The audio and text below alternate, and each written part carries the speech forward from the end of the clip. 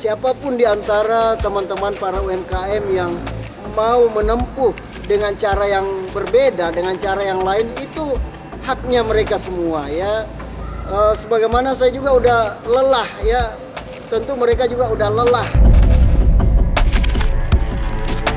Saya minta Bang Andi membuktikan benar nggak Bang Andi ada top up, atau jangan-jangan Bang Andi ini adalah manajemen yang memanfaatkan kami para UMKM ini untuk menyerang seseorang yang tidak ada hubungannya dengan kami.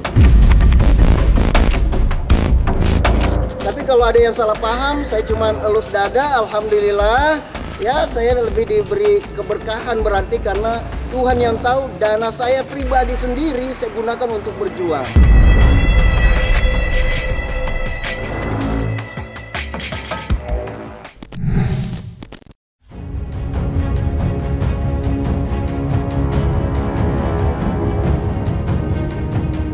Nama koordinator UMKM Mimiles yakni Andi Muhammad Rivaldi belakangan ini benar-benar menuai sorotan.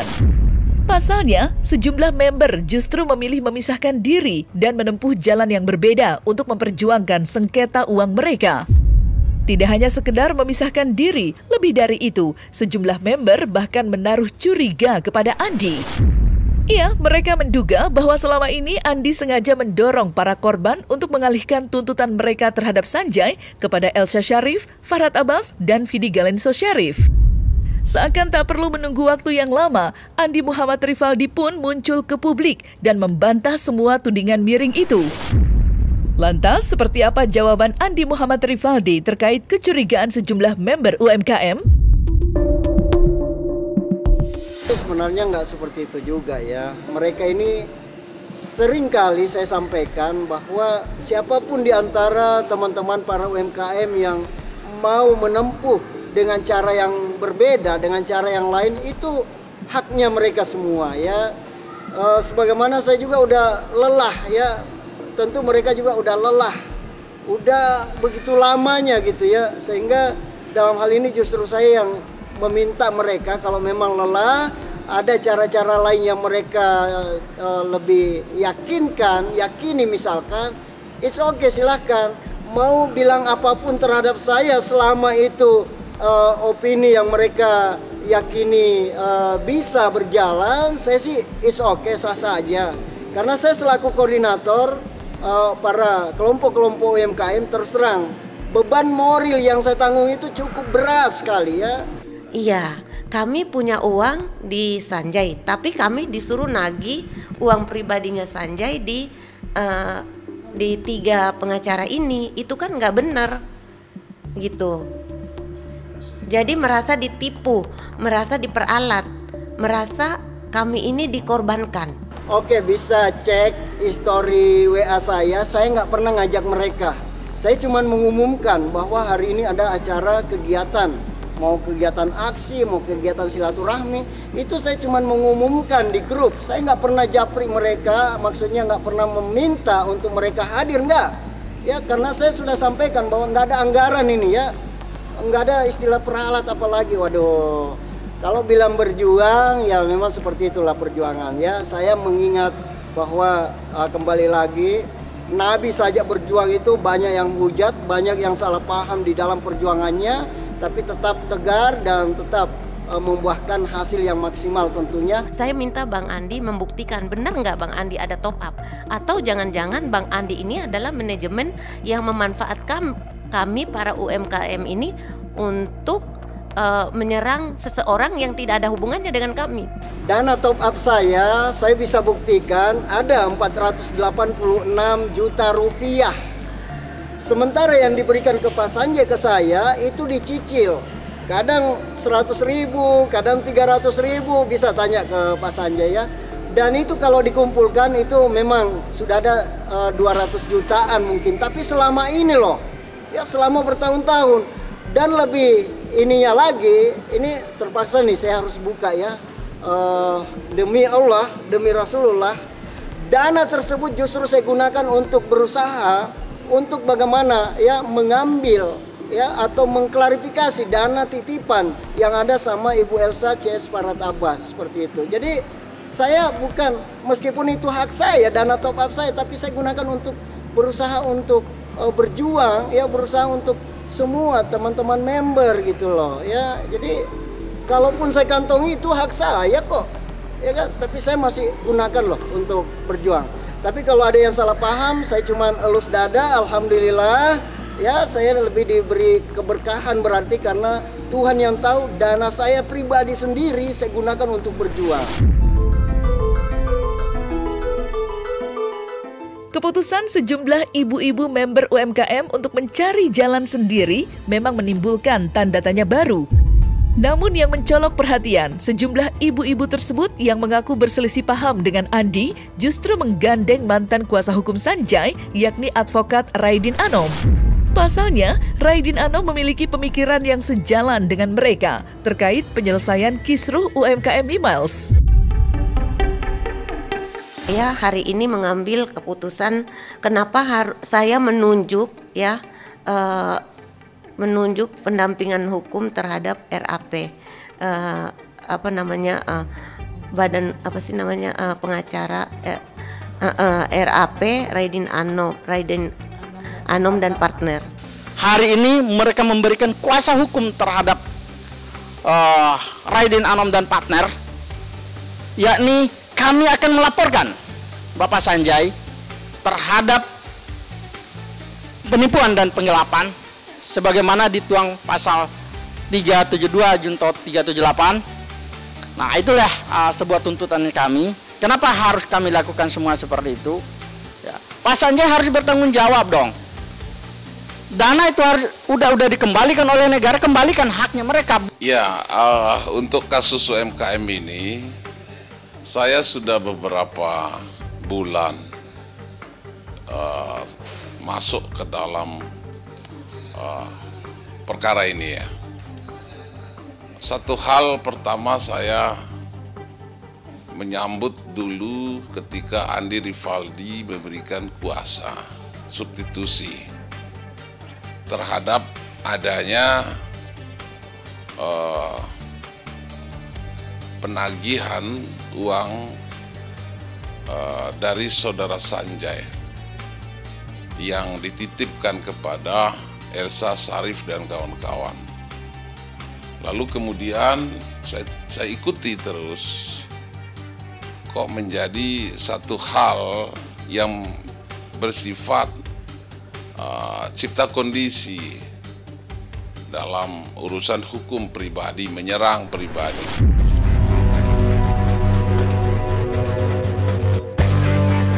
Makin diusut, makin semrawut. Anggapan itulah yang agaknya mampu menggambarkan kondisi yang terjadi saat ini.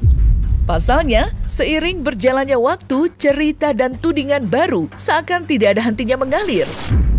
Sontak saja, Andi Muhammad Rivaldi pun mengakui jika rumitnya penyelesaian masalah ini telah membuatnya terbebani secara moral. Walaupun begitu, fokusnya tetap tertuju kepada keadilan dan memperjuangkan hak-hak para member UMKM Mimiles. Menariknya, saat ini Andi Muhammad Rivaldi diduga tengah mencari payung hukum yang baru kepada advokat Deoli Payumara. Lantas, benarkah Andi Muhammad Rivaldi sudah resmi memberikan kuasa kepada Deoli Payumara? Akhir-akhir ini memang saya menemui banyak pakar hukum ya, banyak sekali. Dan yang saya sebutkan tadi ada beberapa nama termasuk beliau. Ya, itu saya temui juga dan alhamdulillah semua mendukung. Kalaupun misalkan ada di antara mereka ya, misalkan ada kesibukan dan tidak tergabung dalam lawyer UMKM, nah mereka itu tetap mendukung juga kok. Dari pandangan hukumnya setelah saya konsultasi, ya ada banyak yang mereka pertanyakan, 1001 macam pertanyaan itu saya jawab dengan memperlihatkan dokumen-dokumen juga kalau ketika mereka mau lihat dokumen. Oleh karena itu saya makin makin terfokus saja, ya terfokus untuk bagaimana dana titipan ini benar-benar jangan sampai digelapkan ya secara berkepanjangan. Jadi Bang Andi dari UMKM ini terkait persoalannya beliau ya dengan perusahaan ya dan mungkin dengan pihak ketiga lainnya. Jadi memang datang ke saya kemudian untuk meminta bantuan hukum. Pertama konsultasi, kemudian minta bantuan hukum. Nah, ini kemudian saya memberikan beberapa masukan dan beberapa respon ya tentang bagaimana memproses secara hukum dan memproses secara non-hukum. Jadi itu sudah saya sampaikan, tapi kemudian ternyata beliau dengan timnya berminat untuk kemudian minta bantuan hukum dari saya sebagai pengacara. Nah, dalam posisi itu karena mereka minta bantuan hukum, jadi saya bersedia untuk membantu. Saya pengennya ya semuanya tetap, tapi tentu ada pilihan yang utama nanti ya, sebagaimana mereka juga semua welcome kok. Ya, siapapun yang memang memahami dan pandangan hukumnya sejalan ya dengan pemahaman kami, tentunya para member, saya koordinator, dan juga tentu kami minta juga tanggapan dari Pak Sanjay. Nah, setelah itulah baru kami tentukan. Jadi dalam hal ini saya bukan sendiri yang menentukan. Tapi kalau saya sendiri udah ada yang saya tentukan ya, mereka semua baik, mereka semua hebat, mereka semua punya pandangan hukum yang memang sejalan gitu. Walaupun pecah kongsi, kan ini UMKM ini kan ada ribuan, bahkan puluhan ribu ya anggotanya kan. Jadi wajar saja ada beberapa kelompok yang kemudian memecahkan diri. Mungkin kalau ada ribuan dibikin kelompoknya bisa sampai 100 kelompok begitu. Nah, ini salah satu yang punya legal standing atau punya legasi untuk kemudian berperkara adalah satu kelompok cukup sebenarnya. Nah, dalam hal ini beberapa kelompok kan memisahkan diri. Nah, silakan menggunakan pengacaranya. Nah, kebetulan yang Bang Andi ini yang datang ke saya untuk minta bantuan. Tapi dia nggak sendirian juga, dia dengan kelompoknya. Kita belum tahu seberapa besar kelompoknya Bang Andi ini dan seberapa besar kelompoknya ibu-ibu yang lain juga, dan seberapa besar dari kelompok-kelompok yang tersebar di wilayah Indonesia ini. Yang jelas memang pasti akan banyak kelompok. Kenapa? Karena yang rugi itu ribuan orang, ribuan anggota UMKM merugi gitu. Jadi wajar kalau harus berkelompok, masing-masing berkelompoknya dengan kelompok yang satu daerah, yang satu suku, kan begitu. Itu yang mungkin terjadi, gitu. Yang saling kenal begitu. Jadi itu wajar saja, nggak ada persoalan.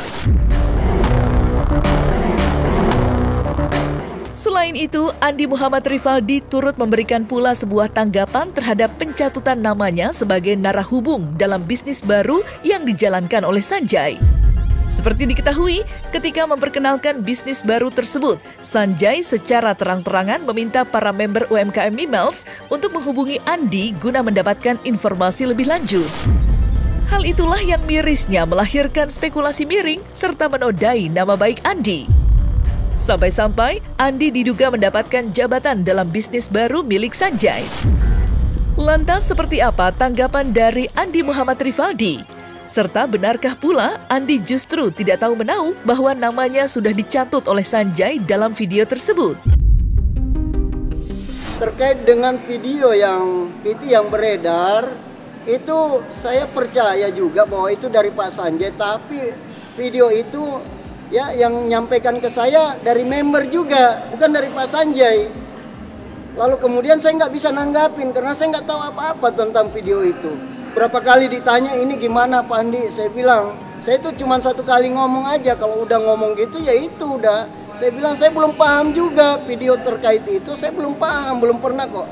Ini aja videonya Anda yang japri ke saya, member yang japri ke saya, belum dari Pak Sanjay. Akhirnya lama-kelamaan karena banyak yang nanya, saya sampai pas, jadi saya jarang juga komunikasi dengan Pak Sanjay ya. Pas saya komunikasi, saya bilang, Pak Sanjay itu ada video yang beredar, itu gimana tuh? Ya saya nggak bisa memberikan komentar sama sekali karena saya nggak paham. Pak Sanjay bilang, nanti hari Selasa waktu itu dia janjikan untuk ketemu untuk membahas tentang itu. Artinya saya nggak tahu terkait itu. Hai semua member-member Mimiles yang saya cintai, ada kabar baik. Mulai Februari 2025 saya akan ada jalan bisnis baru, di mana bisnis tersebut saya akan keluarkan sebagian bantuan untuk member-member Mimiles yang lama. Intinya di sini kita akan bantu sesuai komitmen saya. Saya akan bantu semaksimal mungkin untuk para members, para anak-anak saya, anak Mimals. Caranya, bantuannya, bagaimana dan lain-lain, boleh kontak ke Bu Santa atau ke Pak Andi AMR. Terima kasih. Makanya kalau ada yang nanya, saya lebih banyak diam ya, lebih mengatakan bahwa saya lebih fokus ke dana titipan UMKM, ini terlanjur melangkah, jadi nggak mau saya ya dicampur aduk dengan yang lainnya, apalagi yang saya nggak tahu, apalagi video itu yang saya dapat dari member beredar gitu kan, dan mereka banyak sekali nanya, ya saya kan dikenal kalau member Sunasantara, kalau bilang Andi AMR itu saya dikenal, jadi banyak yang japri saya ini ada apa, saya cuma bilang saya belum paham. Sampai detik hari ini terkait video itu saya belum ada pertemuan dengan Pak Sanjay, belum ada komunikasi sebenarnya bisnis apa yang dimaksud, saya nggak paham itu, seperti itu. Sementara pada saat disebarkannya video ini oleh Bang Andi tuh saya tanya, mana deskripsinya, mana keterangannya? Bang Andi menjawab tidak tahu. Sedangkan jelas-jelas di dalam tulisan Pak Sanjay itu kita harus bertanya ke Bang Andi. Itu yang membuat saya tidak mau lagi gabung dengan Bang Andi. Ada istilah kalimat seperti ini, saya coba cari kalimat yang gampang sebenarnya. Orang kalau sudah melakukan kebohongan kecil, maka selanjutnya dia akan menciptakan kebohongan yang lebih besar. Jadi di 2019 itu kan kebohongan kecil itu yang dibuat itu.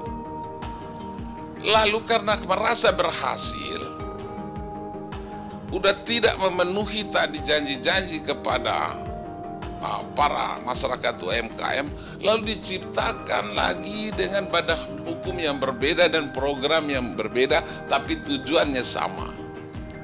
Lalu kemudian 2025 ini pun diciptakan hal demikian. Ini nggak perlu diuji dalam hukum sebenarnya.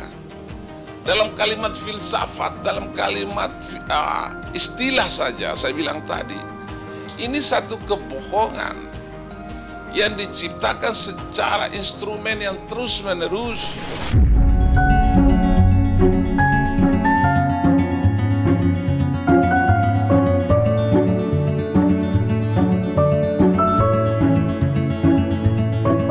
Nah, selesai sudah Cumi Lovers, saksikan terus Cumi Camp In Depth, kabar lengkap, mendalam dan akurat dari narasumber terpercaya. Dan jangan lupa untuk like, subscribe dan juga share channel YouTube Cumi Cumi.